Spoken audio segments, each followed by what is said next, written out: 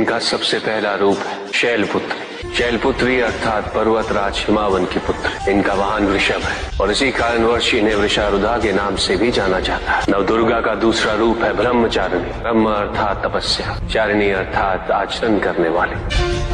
ये रूप उस ज्ञान व आचरण का प्रतीक है जिसके माध्यम से इन्होंने मुझे अपने पति के रूप में प्राप्त किया। नवदुर्गा का तीसरा रूप है चंद्रघंटा। मस्तक पे घंटे के आकार में आधा चंद्र। ये रूप अत्यंत शांतिदायक कल्याणकारी है। विभिन्न प्रकार के अस्त्र और शस्त्र इनकी 8 भुजाओं में सुसज्जित है। इनका तीसरा नेत्र सदैव खुला रहता है। चंद्रघंटा का वाहन सिंह है। ये युद्ध करने हेतु सदैव तत्पर रहती है। इनकी आराधना करने से निर्भीकता और वीरता के साथ सौम्यता और विनम्रता का विकास निश्चित है। ये जो मृत्यु देती वो सुख कारक और निर्भय अवस्था में होती है। इनकी मंद मंद हंसी से संसार का जन्म संभव होता है। यह है नवदुर्गा का चौथा रूप, जिसे कुष्मांडा के नाम से जाना जाता है। अष्टभुजा, शस्त्रधारिणी, व्याघ्रवाहिनी, हिरण्यवर्णा, केवल यही है जो सूर्य के भीतर लोक में वास करती है। 10 दिशाएं इन्हीं से आलोकित है। जिनकी कृपा से मूर्ता भी ज्ञान सागर में परिवर्तित हो जाती है वो है स्कंद माता अर्थात तुम्हारी माता।